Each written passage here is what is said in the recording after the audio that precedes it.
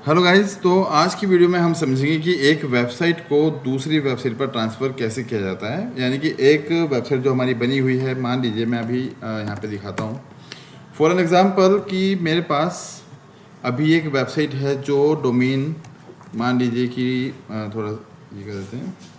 Okay, so domain है example के लिए मेरे पास ABC। अब ABC डोमेन पर जो मेरी वेबसाइट रन हो रही है, अब मुझे करना यह है कि इस डोमेन से इसको पिक करना है। यानी कि मुझे यहाँ से इसको करना यह है कि बैकअप लेना है, राइट।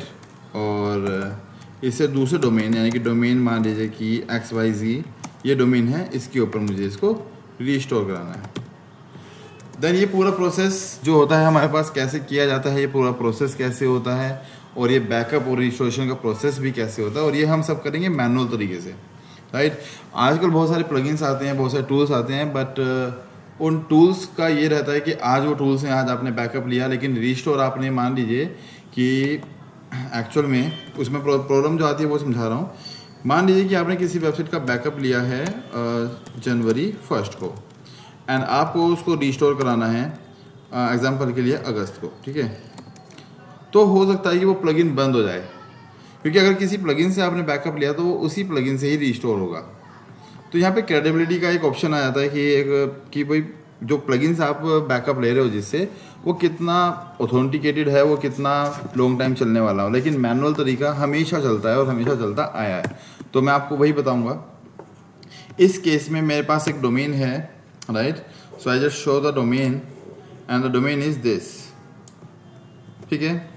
तो ये मेरे पास एक डोमेन है यहाँ पर, दिस वन, McAfeeDGPrivateLimited.com, जो कि एक ब्लैंक डोमेन है। यानी कि मैं आपको दिखाता हूँ यहाँ पर कि ये डोमेन अभी नॉन वर्किंग में है, बिल्कुल इस पर बेसिक साइट पड़ी है, कुछ भी नहीं है। मुझे इस डोमेन के ऊपर एक वेबसाइट को लॉन्च करना है जो ऑलरेडी बनी हुई है, और वो वेबसाइट है मेरे पास ये वाली, this one, connect with explore with रशिका.com। आप देख सकते हो सामने आपके दिख रहा होगा, ये है कि डमी वेबसाइट मैंने बनाई है आपको दिखाने के लिए। तो इस वेबसाइट को हम पिक करेंगे, इसका पूरा पूरा वर्डप्रेस का सेटअप, वर्डप्रेस का पूरा पैनल यानी कि डेटाबेस सब कुछ पिक करने के बाद हम इसे वेबसाइट को इस वेबसाइट पे रन करेंगे, मैकेफी डीजी प्राइवेट लिमिटेड पर। क्लियर? ओके, तो हमें इसके लिए क्या करना होगा, तो सबसे पहले ये समझ जाते हो, आप समझ जाएं कि एक वेबसाइट जो हम रन करते हैं, राइट, ये दो चीज़ों का कॉम्बिनेशन होता है। पहला होता है हमारे पास फाइल्स और दूसरा होता है हमारे पास डेटाबेस, ठीक है। इन दो चीज़ों से के कॉम्बिनेशन से हमारी वेबसाइट चलती है। फाइल्स के अंदर होते हैं हमारे, यानी कि अगर मैं बात करता हूँ आपसे, तो फाइल्स के अंदर होती हैं हमारा पूरा पूरा वेबसाइट का डिज़ाइन, और डेटाबेस के अंदर होते हैं हमारे सारे के सारे पासवर्ड्स, ठीक है। तो और भी चीज़ें होती हैं, बट अभी फ़िलहाल आपको समझने के लिए समझना पड़ेगा कि एक वेबसाइट फाइल और डेटाबेस का कॉम्बिनेशन होता है। तो ये दोनों फाइल्स और डेटाबेस अभी कहाँ होंगे, अभी कहाँ होंगे, अभी वो होंगे मेरे इस वाले डोमेन पर, यानी कि connect.explore-with-rashika वाली होस्टिंग पर। तो मुझे यहाँ से ओपन करना पड़ेगा वो वाला होस्टिंग पैनल जहाँ से मैंने इस वेबसाइट को लॉन्च किया है अभी के लिए, connect.explore-with-rashika। सो मैं यहाँ आ जाता हूँ, ठीक है, राइट। अब यहाँ आने के बाद मुझे देखो स्टार्टिंग से मैं करता हूँ, अगर वो होस्टिंजर पे है, क्योंकि ये पैनल होस्टिंजर पे चल रहा है, और अगर आपका सी पैनल पे भी है ना, तो वो वहाँ पर भी काम करता है। ये पैटर्न चलाने का तरीका अलग है, पर बिल्कुल प्रीव्यू सेम होगा। आपको सबसे पहले खोलना है अपने डोमेन का सी पैनल, या फिर अगर आपकी वेबसाइट होस्टिंजर पे है तो एच पैनल। बहुत सिंपल सा कॉन्सेप्ट है। यहाँ आने के बाद आप यहाँ से जाएंगे, अगर आप सी पैनल पे हैं तो आपको देखो एक फोल्डर दिखेगा फाइल मैनेजर का, और अगर आप एच पैनल पे हैं तो आपको क्या करना है, होम पे जाना है। होम पे जाने के बाद आप होस्टिंग के आगे जो मैनेज का बटन है इस पर क्लिक करोगे, और यहाँ से आप फाइल मैनेजर पे आ जाओगे। क्योंकि वो मैंने वेबसाइट एक सब डोमेन पे बनाई है, तो मुझे एक फ़ोल्डर मिलेगा इसके अंदर। यहाँ से आपको जाना होगा पब्लिक HTML वाले फ़ोल्डर के अंदर, और यहाँ से आपको जाना होगा ये रहा कनेक्ट, ठीक है। अगर आप पूरा पूरा डोमेन उठा रहे हैं तो पूरा पूरा डोमेन भी उठा सकते हो, कोई टेंशन नहीं है, बट मुझे अभी के लिए कनेक्ट वाला उठाना है, क्योंकि मेरी जो वेबसाइट है वो domain.com पे बनी है, तो इसलिए ये वाला फोल्डर। अगर मैं इस फोल्डर के अंदर देखता हूँ कनेक्ट वाले के अंदर, तो पूरा पूरा मुझे वर्डप्रेस का क्या दिख रहा है, पैनल दिख रहा है। तो मुझे करना ये है कि मुझे कनेक्ट वाले को यहाँ से मैं सीधा सीधा इसे डाउनलोड नहीं कर सकता। अगर डाउनलोड करूँगा तो भी जिप बनेगा, ऑब्वियस सी बात है। सी पैनल पे डाउनलोड का ऑप्शन नहीं आएगा, तो आपको करना है अर्काइव, राइट। अर्काइव पे क्लिक करो और जिप फोल्डर पे इसको बना लो। सी पैनल पे भी राइट क्लिक करके अर्काइव करो आप, ठीक है, और अर्काइव करके इसको जिप फोल्डर बना लो। तो आप देखोगे कि कनेक्ट डॉट जिप के नाम से एक फ़ोल्डर बन गया। लेकिन फाइल मैनेजर के अंदर क्या मिलेगा मुझे, ये वाला ऑप्शन, ध्यान से देखना, सिर्फ और सिर्फ फाइल वाला ऑप्शन, ठीक है ना। तो हमने क्या किया, इस फाइल को डाउनलोड कर लिया।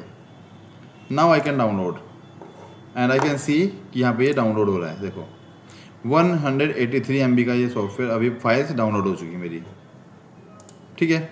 देन अब मुझे किस चीज़ की जरूरत है यहाँ पर, डेटाबेस की। तो डेटाबेस भी इसी होस्टिंग से मिलेगा। डेटाबेस पे जाने के बाद मुझे दिख रहा है यहाँ पर डेटाबेस, और आप सी पैनल पे हो अगर तो आपको दिखेगा ये डेटाबेस का ऑप्शन, ठीक है ना। लेकिन अब इसके अंदर तो कई सारे डेटाबेस हो सकते हैं, पर इस फाइल पे कौन सा डेटाबेस काम कर रहा था इसको चेक करने के लिए एक आप स्टेप आपको करना पड़ेगा। सबसे पहले फाइल मैनेजर पे जाइए। फाइल मैनेजर पे जाने के बाद आपको उसी पब्लिक HTML पे जाना है और कनेक्ट पे जाना है, यानी कि जिसका भी आपको बैकअप लेना है उसके फोल्डर के अंदर जाइए, और यहाँ पर आपको एक फाइल मिलेगी जिसका नाम है wp-config.php। इसके ऊपर राइट क्लिक करिए और राइट क्लिक करने के बाद इसको एडिट करिए। एडिट करके आपको यहाँ पर इस जगह पर आपको दिखेगा डेटाबेस का नाम, राइट, ये DB नेम। तो आपको इसको क्या करना है, याद कर लेना है, ठीक है। फिलहाल के लिए मैं याद कर लेता हूँ R6TGZ, ओके। ये मेरा डेटाबेस ये वाला चल रहा है इसका मतलब, ठीक है। तो अब मैं इसको बंद करता हूँ और यहाँ से आने के बाद डेटाबेस पे जाता हूँ। डेटाबेस पे जाने के बाद आई कैन सी कि यहाँ पे कई सारे डेटाबेस होंगे। अब कौन सा डेटाबेस मेरा काम कर रहा है तो मुझे पता लग जाएगा, R6TGZ। तो मैं इस डेटाबेस को मुझे पिक करना है जो कि मेरा 50 MB का है, राइट। सो मैं इसके PHP एडमिन पे जाऊंगा, ये थोड़ा सा प्रोसेस होगा, और प्रीव्यू जो PHP एडमिन का है वो सेम होता है हर किसी का। अगर आप सी पैनल पे हो या फिर आप एच पैनल पे हो, ठीक है, बिल्कुल सेम टू सेम होगा। यहाँ आने के बाद आपको क्लिक करना है एक्सपोर्ट पर, ठीक, एक्सपोर्ट पे क्लिक करना है और यहाँ से गो पे क्लिक कर देना है। तो आपकी एक फ़ाइल डाउनलोड हो जाएगी। आप देखेंगे तो SQL file, structure query language के हमारे डेटाबेस होते हैं, और ये 25 MB का मेरा डेटाबेस डाउनलोड हो गया अभी के लिए। तो यानी कि मैंने फाइल भी डाउनलोड कर ली और डेटाबेस भी, ठीक है ना। तो यानी कि मैंने क्या किया, एक तरीके से मैं बताऊं तो मैंने डोमेन जिसका मुझे बैकअप लेना था, एज अ बैकअप मैंने यहाँ से फाइल भी डाउनलोड की है प्लस डेटाबेस भी डाउनलोड कर लिया। अब मुझे ये दोनों के दोनों फाइल और डेटाबेस कहाँ डालना है, नए वाले डोमेन के सी पैनल पर, जहाँ पे रिस्टोर करना है। बहुत सीधी सी बात है, ठीक। अब मुझे इस वाली होस्टिंग का कोई लेना देना है नहीं, तो मैं इसको तो कर देता हूँ बंद, क्लियर। अब मैं आ जाता हूँ अपनी नई वेबसाइट पर। यहाँ पर मुझे ये वेबसाइट इस पर यहाँ पर अपलोड करनी है मैकेफी वाले पर। तो मैं सीधा सा होस्टिंग पे जाता हूँ। होस्टिंग पे जाने के बाद मैं मैनेज पे आता हूँ। मैनेज पे आने के बाद यहाँ से मैं डोमेन सेलेक्ट कर लूँगा कि मुझे किस डोमेन पर ये वो काम करना है। तो यहाँ से देखता हूँ मैकेफी वाले पर, ठीक है। अब मैकेफी पे आने के बाद मैं ये देखना है कि क्या इस डोमेन पर पहले से कोई वेबसाइट रन हो रही है, चल रही है। तो मैं उसको चेक करने के लिए फाइल मैनेजर पे आता हूँ।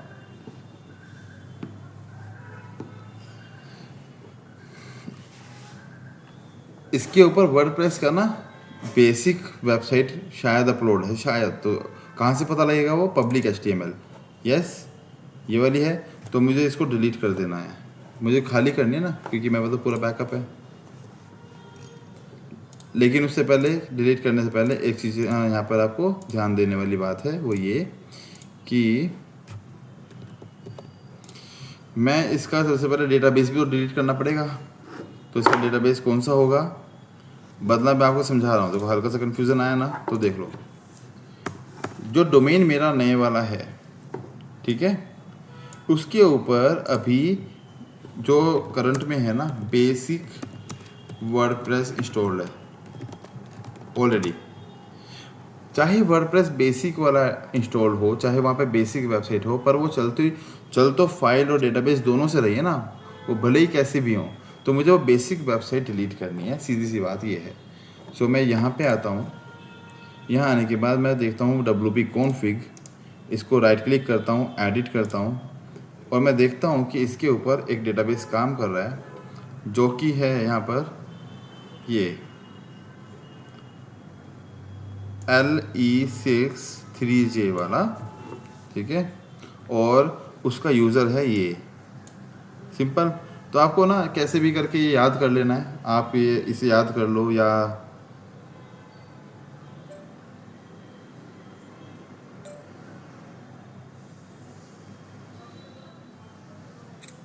ठीक है। तो अब करना मुझे ये है कि मैं यहाँ पे आता हूँ, अपनी मेन वेबसाइट पर फाइल मैनेजर पे आता हूँ। फाइल मैनेजर पे आने के बाद मैं इन फाइल्स को डिलीट करूँगा, यानी कि पब्लिक HTML को अपने खाली करूँगा। पब्लिक HTML के अंदर आऊँगा मैं, और यहाँ से सिलेक्ट ऑल करके डिलीट कर दूँगा। यस, ठीक है। नाउ बिल्कुल डेटाबेस पे आऊँगा। डेटाबेस पे आने के बाद मैं देखूँगा कि यहाँ पर एक ही डेटाबेस है, मैं इसको भी डिलीट कर देता हूँ, डेटाबेस को।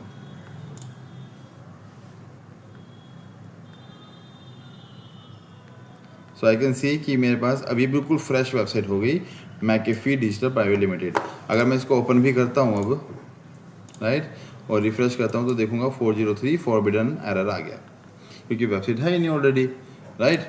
तो अब मैं क्या करूँगा, यहाँ पर मैकेफी के होम पर आया, मैनेज पे गया, यहाँ से मैं अपना डोमेन सेलेक्ट करूँगा मैकेफी, और इस बार मुझे दिखेगा कि मेरा फाइल मैनेजर जो है वो खाली होगा, राइट, ठीक है। तो फाइल मैनेजर पे मैं आऊँगा, और मैं देखता क्या हूँ कि यहाँ पर फाइल मैनेजर मेरा खाली होगा, पब्लिक HTML और ब्लैंक। यहाँ पर मैं वो फोल्डर अपलोड करूँगा जो मैंने अभी डाउनलोड किया था, यानी कि फाइल, और ये डाउनलोड में होगा मेरे, download, connect and open, and you can see कि यहाँ पे वो फोल्डर मैंने अपलोड कर दिया, जो कि मेरा 183 MB का सेटअप था।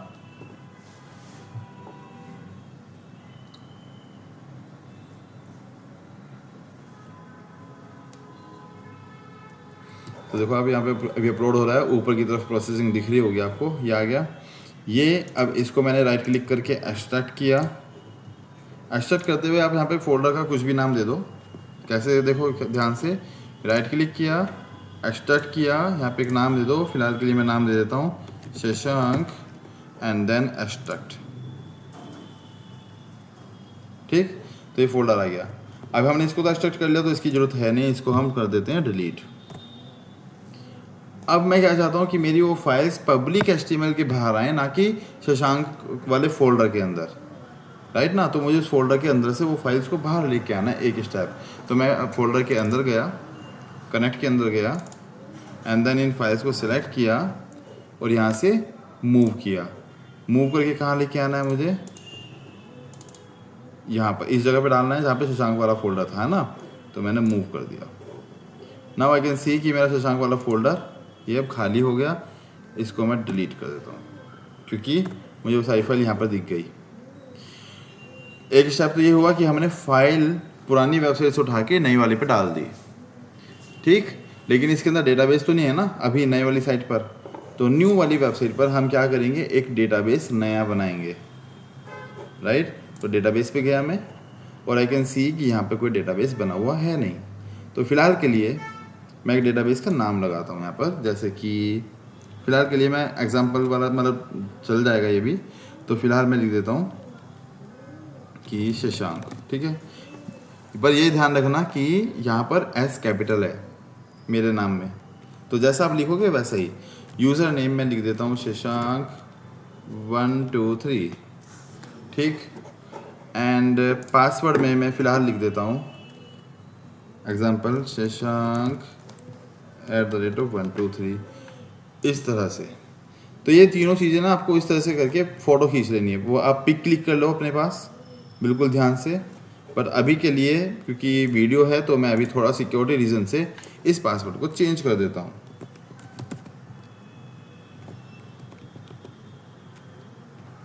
ठीक है, ध्यान रखना। और आपको ये इनिशियल कॉपी कर लेना है, फिलहाल इतना ध्यान देना। ये कॉपी कर लेना है जो आपसे पहले आया ना, ये U237 आपके में अलग आ रहा होगा तो आप उसको ही कॉपी करोगे। And then click on create. So I can see कि मेरा एक डेटाबेस यहाँ पर क्रिएट हो जाएगा। हो गया।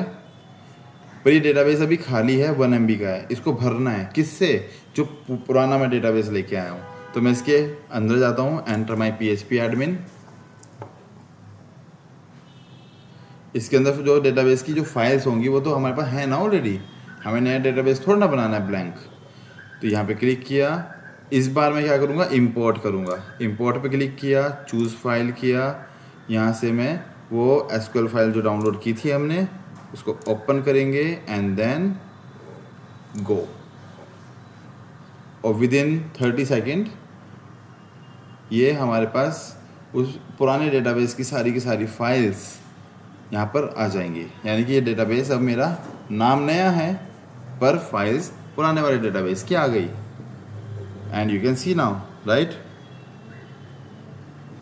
अब इसके अंदर नेक्स्ट स्टेप आपको ये करना है। इस प्रोसेस में जब हम एक डोमेन पर देखो, जब हम सेम डोमेन से लेकर सेम डोमेन पर करते हैं बैकअप, तब हमें इस स्टेप की जरूरत नहीं पड़ती जो मैं अब करवाने वाला हूँ। लेकिन जब आप डोमेन X से डोमेन Y पे आते हैं तब आपको एक स्टेप और करना होता है। आप लेफ्ट हैंड पर देखेंगे, आपको कहीं ना कहीं ऑप्शन दिखेगा WP ऑप्शंस।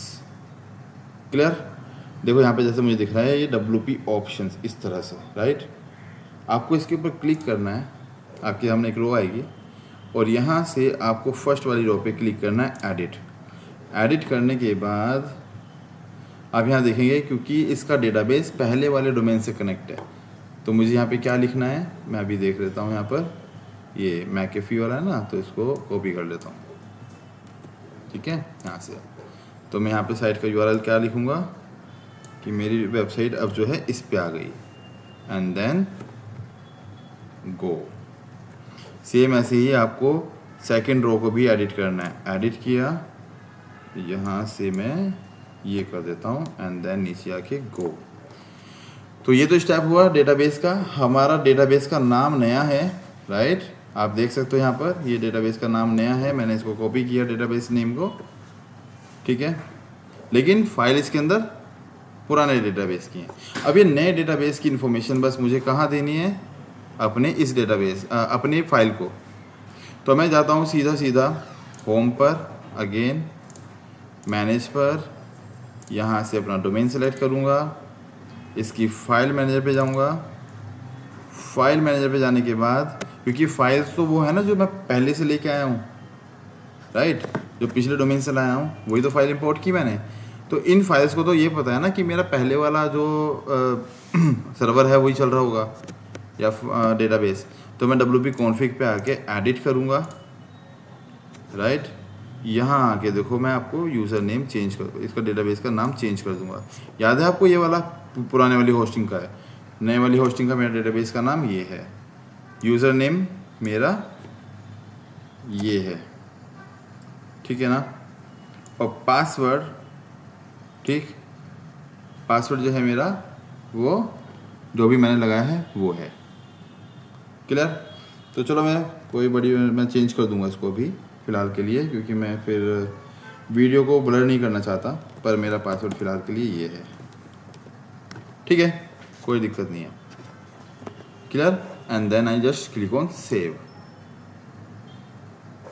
ठीक। And now time for the magic.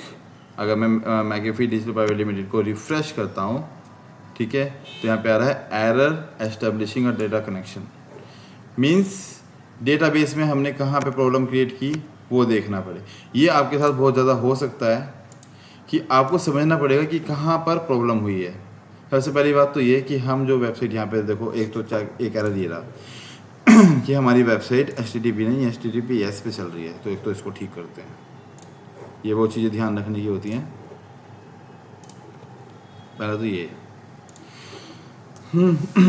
दूसरा ये है कि ये मेरा डेटाबेस का नाम है U2370994449 शशांक। ओके, यहाँ पे आने के बाद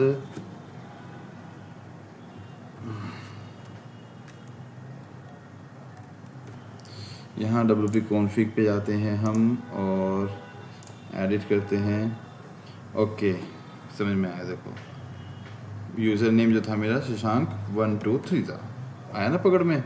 ऐसे आपको ध्यान रखना होता है कि गलती तो कहीं ना कहीं की होगी आपने। एंड देन सेव किया, यहाँ पर आए, रिफ़्रेश किया एंड जूम, मेरी वेबसाइट रन हो गई। क्लियर?